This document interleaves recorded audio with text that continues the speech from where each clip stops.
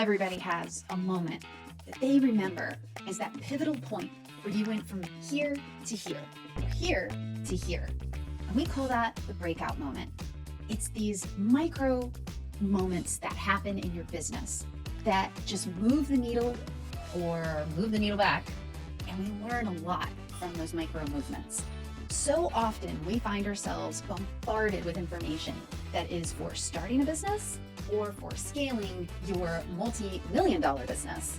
Well, this show's not for you if you fall in either one of those categories. If you have an existing business and you are trying to get from A to B to C, the breakout moment is for you. In this episode, we bring Stacey Holsinger on again from Steel Toe Communications, and her and I dive into what were those moments in this past year that were our personal breakout moments. We talk about AI, we talk about cohorts. If you've not ever been a part of a cohort, you definitely want to listen in. If you think it's just networking, you're in for a surprise. We talk about how my business completely changed, had a major tipping point in offer this year, which happens to every business somewhere along the way. So whether you're small or scaling, this episode really talks about what breakout moments took us from point A to point B in 2025. This episode is sponsored by Genesis AEC, Steel Toe Communications, and this episode is also sponsored by Illuminate. 2025, our breakout moments. Our breakout moments for our businesses. For the Breakout Moment podcast. Yeah. I love it. So mine would be three main ones: joining cohorts, getting into AI, specifically ChatGPT, and utilizing it every single day in my business. And then salary transparency for recruiting. Oh, that's a big one people need to learn. Yes. All three of those. Yep. Okay. So I share one with you. So how we have leveraged AI and ChatGPT. And just to be clear, I think most people need to understand this. AI is not new. Okay. We've had AI in our lives for a really long time. Mm-hmm. It's just, and especially both of us being in the marketing industry with your business, my business, we've had tools that have had advanced automation, AI, etc. for a while. We just didn't have access to a tool that allowed us to like talk to it. Right.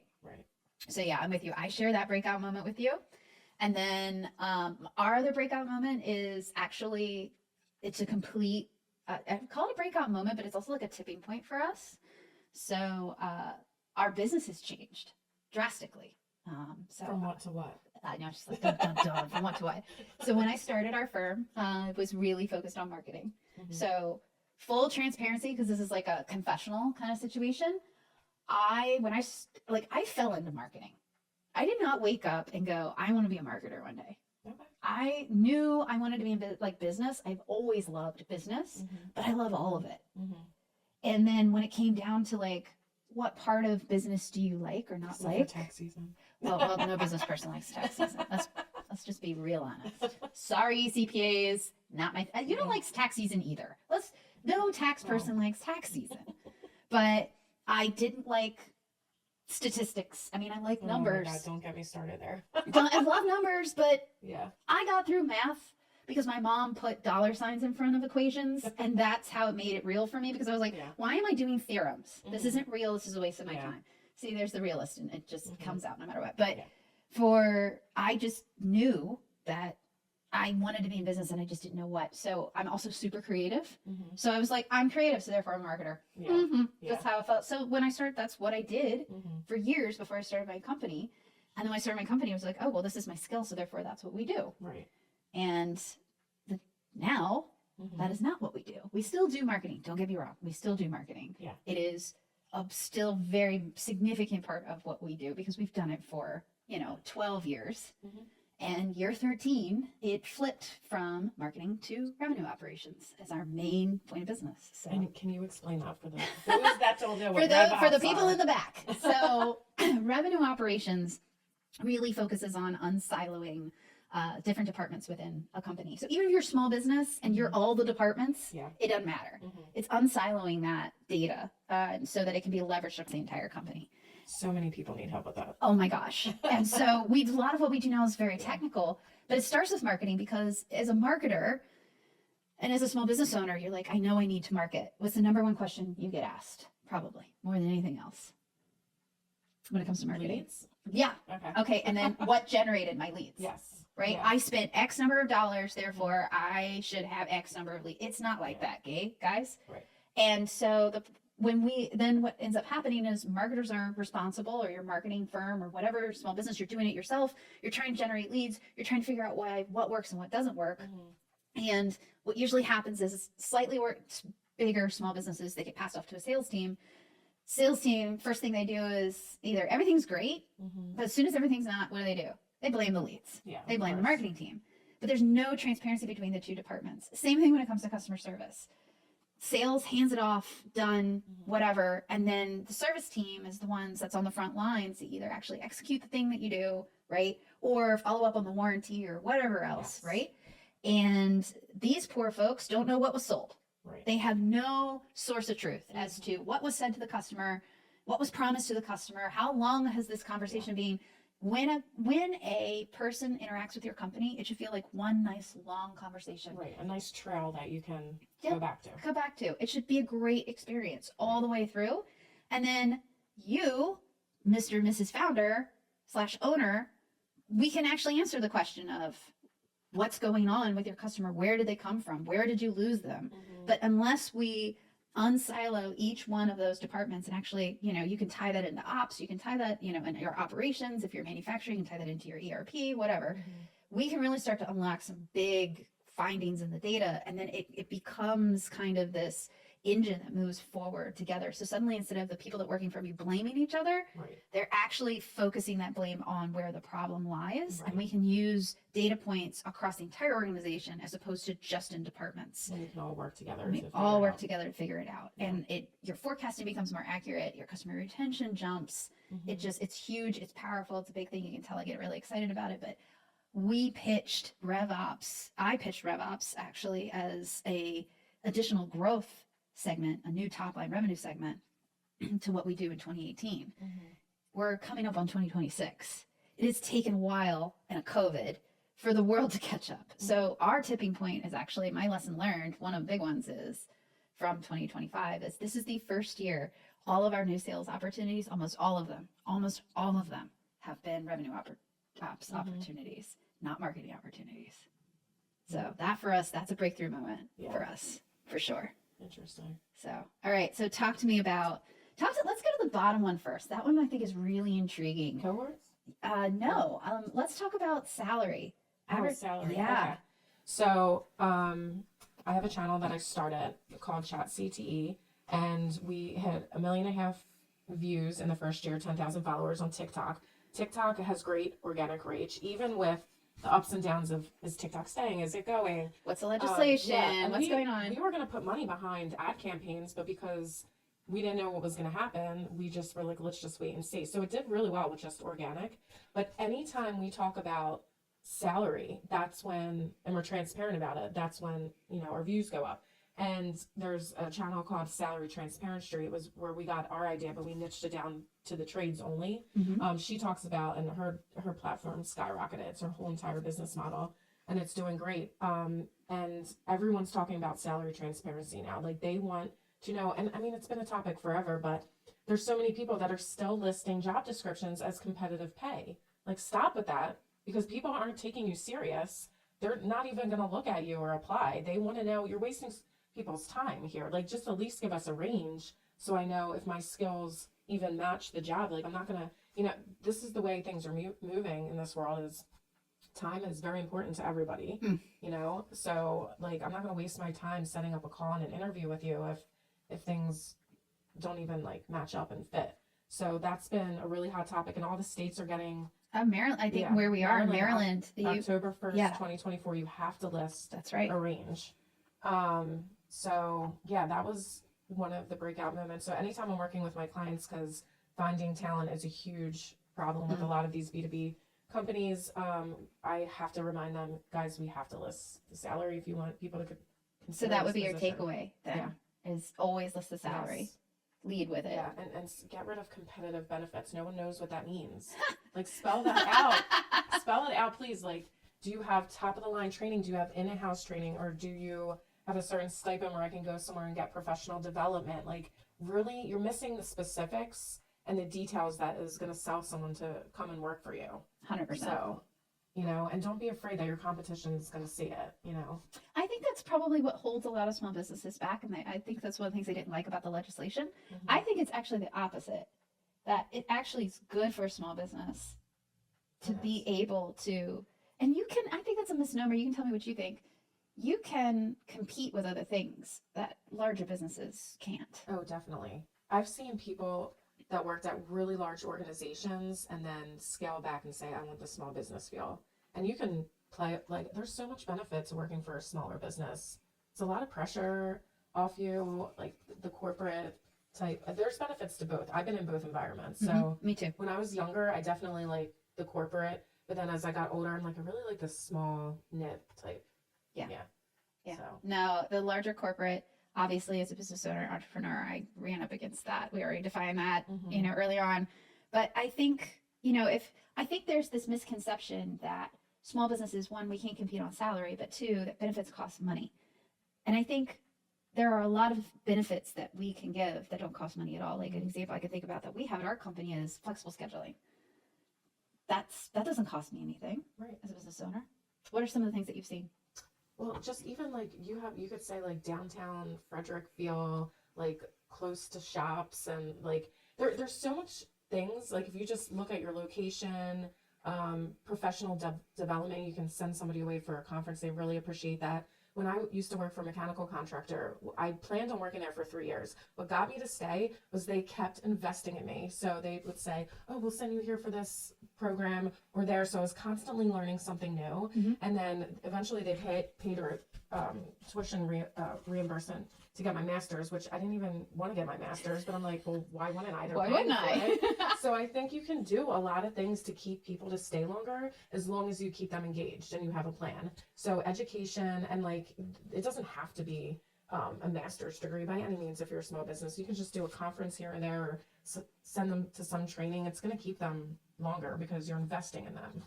And I think too, going back to your breakout moment with the advertising the salary, I think the thing as an employer, we spend so much time screening. At least I don't let AI do it. Mm-hmm. I screen my There's too many candidates. issues with that right Oh, now. it's awful. Yeah. And if I'm putting the salary out there and you're putting in that you want X and I advertised, A to B, Yeah. you're not wasting my time. Right. So I think you should. I think that's an embrace it. Don't hate on it. Yeah. Don't yuck the yum. Yeah. All right, talk to me about cohorts. Oh God. So cohorts for me, I didn't even know what a cohort was. I was gonna start there. Tell people what a cohort is, because like when I think about a cohort, I only think about like our experience in like Goldman Sachs program or like a training thing. Like I don't think a lot of people really understand what cohort means. So the way I would define it is, it can be you can pay to be in a cohort, or you can be invited to join a cohort, or you can ask to join a cohort. Always ask. What's the worst they're gonna say, guys? Yes, exactly. No. We get that every day. So they're popping up like crazy, and I really feel like that's the new thing that's happening. So cohorts are usually smaller groups.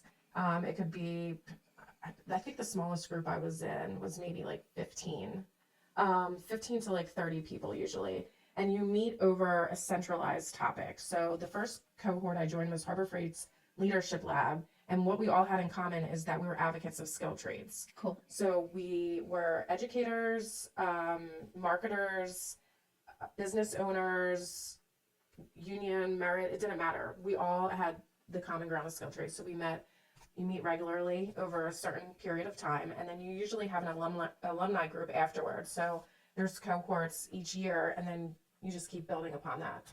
So my first cohort experience was great. We all got to develop our own pilot program, and then we got to pitch the pilot program, and then they decided whether to fund it or not, which was awesome. And I still am in touch with everybody pretty much all around the United States.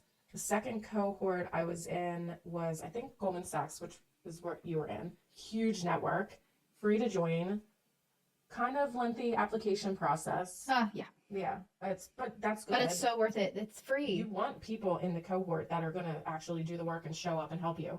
So that one's for small business owners. I think the cap is you have to make at least $75,000 for the year. But then, how long was that for?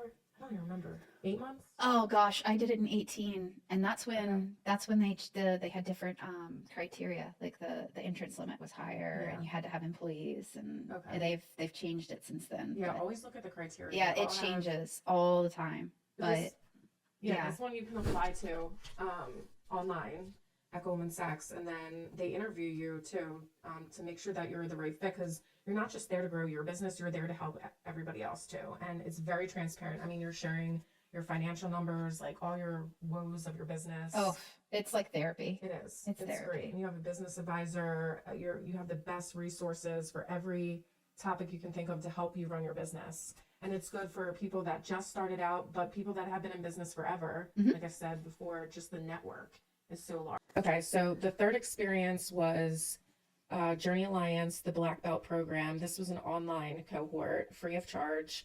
We met monthly for an hour, I believe, and they took us through different trainings. So it was instructor led, and then we had to complete the homework. And now that moved on to an alumni group where we meet once a month. It's like masterminds of AI, and we have to share how we're actually implementing AI within our businesses. That's cool. Again, completely transparent, behind the scenes stuff. But these cohorts have been such a game changer. I feel like, if you had the chance to join like a networking association type thing or these cohorts, do both of them, or definitely do a cohort. I mean, I've had such great experiences with them. I've always had better experiences in a learning environment than I have in a networking environment. Mhm. And the reason being, there's a lot of times with a networking environment, everybody's there and it just feels like, that scene in Harry Potter. I can't remember what those little ghosty things are called that like suck your soul out of you. Mhm. That's what a networking event feels like to me. Are you an introvert? I'm an introverted Okay. extrovert. Yeah, I am too. And the thought of working a room, but also these individuals are not looking for the same thing I'm looking for. Mhm. And it's just not worth the time and trouble. That's a good point. It's the difference between a shotgun and a rifle. Mhm. I mean, little pond, big pond, pick your metaphor, right? Yeah.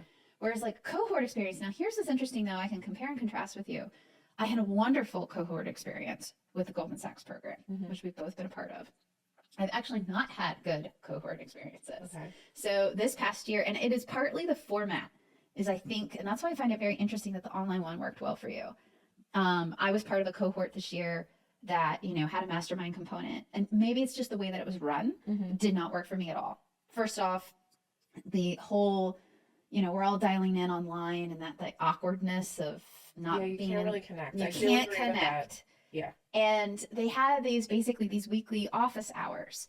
And so you were to come with a question. I was like, I don't have any questions. Mhm. So you're on and it's like an hour and you're listening to everybody else's questions. And every once in a while you pick up something from it. But more times than not, I would sit there and go, I could have used this hour in a better way. Mhm.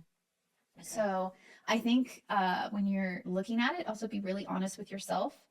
How do I learn best? Mhm. How do I interact with people? I do much better in like small groups. Small groups are my jam. What was the topic? The main topic for that cohort? It was all about, they're all business owners, which is Okay. fantastic. But they were all talking about productization. Okay. And everybody was in a different place. Mhm. And there wasn't like a curriculum structure that I found that worked. Okay. And I think cohorts have to have a curriculum structure to work. Definitely. So yeah, do's and don'tsies here to learn from. But I agree with you. I think cohorts are much more successful and better use of your time because also you're coming out of it with something that you learn, Mhm. not just networking with people. Right. So what would be your tips? Like if someone was, what would they ask about the cohort before joining? Other than, I agree with you, it has to have an in-person element. In-person somehow. element somehow. It doesn't all have to be in person, but there has to be something. Otherwise, you're never going to have like an honest conversation or connect with Yeah, somebody. it's so hard to connect. And you can't connect through the screen. I'm sorry, we learned this during COVID. Yeah. We just don't. Right. You're too distracted by what else is going on. Mhm. Doesn't work. Tips wise, I would find something where if you're not going to find customers, you're going to find adjacent opportunities. And what I mean by that is people that you're going to be able to partner with in some way, shape, or form. Mhm. Goldman Sachs program that we talk so much about this because we were both in it, has this like fantastic statistic about how many alumni do business with each other. Mhm. That's really never been the case for me, Mhm. but I have a lot of people I can call and ask questions on or connections that I don't do business with, or even us, you know, doing a project together. I sit on a board with somebody who was in my cohort. Like Yeah. You have to reset your expectation for ROI. Mm-hmm. If you're joining a cohort or you're joining anything like this where you're giving up your time, and that would be the other thing I would say, calculate as a business owner your time. Give it a value. Even if you're in the early stages and you're not paying yourself enough, give yourself an hourly rate, because that is time that you're taking away from your business, and it's time that you're taking away from your family. And quite frankly, my advice is the time is the only thing you can't get back. Yeah. And I really quantify things that I sign up for, whether it's a board, whether it's a volunteer thing, whether it's a thing at my business, a client meeting, Yeah. by my time. And making sure that other people are committed. We talked about that. Oh, Because if they're not committed, forget it. like, yeah, you just got to move on. That's a hard one for me. You're better at that. And I got to get better at that. Because I'm such a people pleaser. And I'm a recovered people pleaser. I used to be a horrible people pleaser, but I think that comes from what we do. Yeah. You know, we're all in the service industry. Mm-hmm. And because we're in the service industry, we have this predisposition to really people please. Mm-hmm. I want you to like me. And I think there's just, I don't know, maybe it's because I've just hit a certain age, or just like, you know what? No, I'm getting there too, because it's not serving you for me to just tell you what you want to hear. No. You know what I mean? It's just, you hired me to do a certain job and I have to do it, whether or not you like it. But the same works for cohorts. Like, if they're not committed, I'm not going to show up every month and like, it's not my job to motivate everybody in this group to like participate. So. Well, and also the leader of the cohort isn't doing a good job of following up with the people that aren't raising their hand. No, add that with little structure. Also, size of cohort, I think, really matters. So that would be another tip. Yeah. Again, know thyself. Know if you work well in a large group. You're a social butterfly. I am so jealous of you. But are you more like me, where it's just like, I can turn it on when I need to. There's a mic in my face, I could do it, but you know, on a personal level, like I always tell people I do speaking engagements. I love the speaking engagement. The meet and greet afterwards is so difficult for me. Like there's this little girl inside that is so awkward. Yeah, and with this next generation too, the Gen Zs coming up, they are not going to feel comfortable going in a room full of a sea of like 400 people at an event. No. Like I still don't feel 100%. I mean, like I can do it. We can do it. But you just got to walk up to strangers and just talk about, like, I think people are getting over that, you know? Yeah. The last event I was at, people seem to be coming out of it. But we're still in an awkward spot for sure. Yeah. I think it's just going to be one of those blips on the map that never really, it's just going to move with time. It's not going to smooth out. Yeah. So, all right. You said Chat GPT was a game changer for you. That was our shared one. Chat GPT is a game changer for me as well. And just AI in general. Give some like actionables, like what have you implemented in your business in 25 specifically? You don't have to give away the prompt, but. Yeah. So I'm working right now on building out my digital shop to help mostly construction businesses, but I can help any B2B firm really. So I've noticed a lot of people don't know the difference between the chats, which are short-term conversation. That's what everyone's using. And then you have the projects area, which you can set up like short projects, whether it's setting up an construction project and the submittals and the RFIs and all that, or your GPT, which everyone's excited about, is kind of like your chatbot or your agent. And that's when you have a task that you do over and over and over. So in the class I taught yesterday, I was talking to two girls that do a lot of award entries year after year. And that is the perfect way to set up your GPT. So when you're talking to, say, an electrical contractor, because they only apply once a year, and then they might change staff all the time. So you have to, what project, what category did we apply to? Like, just the questions, and it's usually the same criteria year after year. So plugging that all into your GPT, and then it doesn't matter who's on board. Now, someone experienced has to set up the GPT. So that's what I was trying to tell my class yesterday. Anyone technically can set up a GPT, but not everyone. Anyone technically can do a lot of things, right, and shouldn't. Have you ever drove a road around here? A lot of people shouldn't have I driver's probably license. shouldn't have when I first, because I was coming from the city and then just like whipping down up and down these hills, but that's another story. Oh yeah, no, I drive it like I stole it. So, but yeah, the GPTs, if you're going to set that up, that has to be someone that has been doing that task over and over and over for years and years and years, or at your organization for a long time, or because you can't have an intern setting up a GPT. Thank you for saying it. Like you can't have an admin or a receptionist or even an APM if you're in construction setting up a GPT, maybe a project, I'll give you that. but a GPT, no, because they don't know your processes and everything like that. They're learning your So, processes. yes. And I think that's the biggest Yikes. mistake that I see is that it's just like marketing or other things that they think are highly commoditized, unspecialized skills.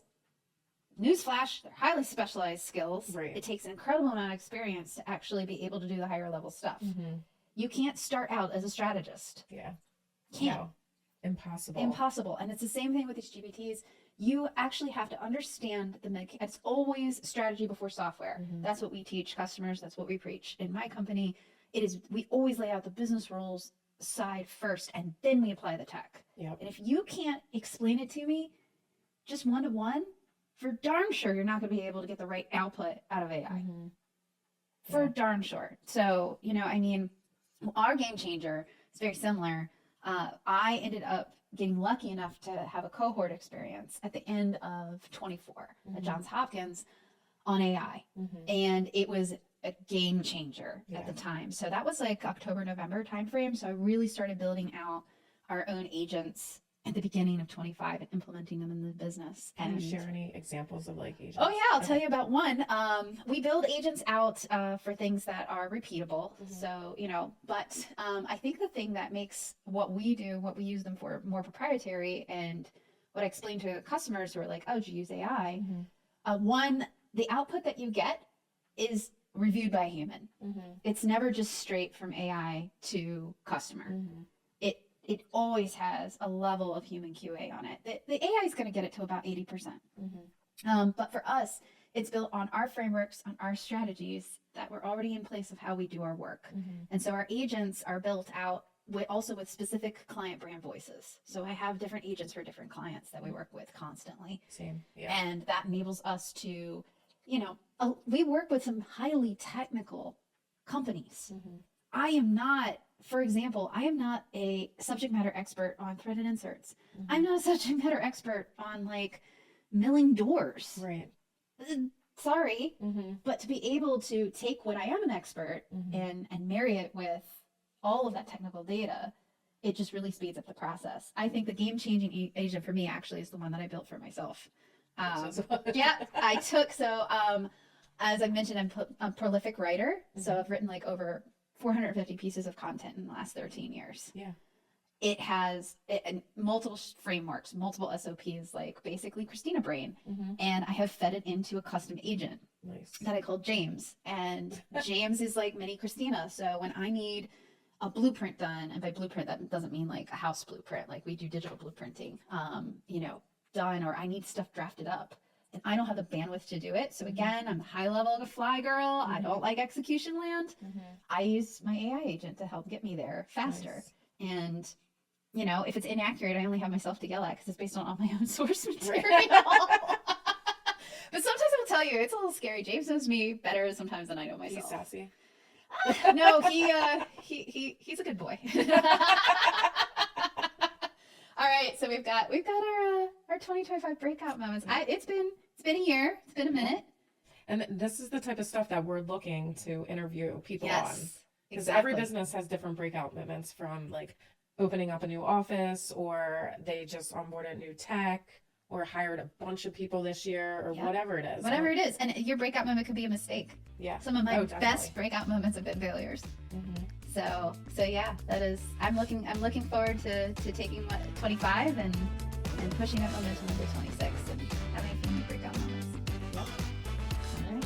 We'll see you next time. I like that episode. This episode is sponsored by Genesis AEC. Genesis AEC, where science meets the built environment. As an ENR number 5 ranked firm, we provide a single point of accountability for life sciences and advanced manufacturing. We integrate architecture, engineering, and construction with specialized CQV, asset management, and sustainability to deliver high-performance facilities nationwide.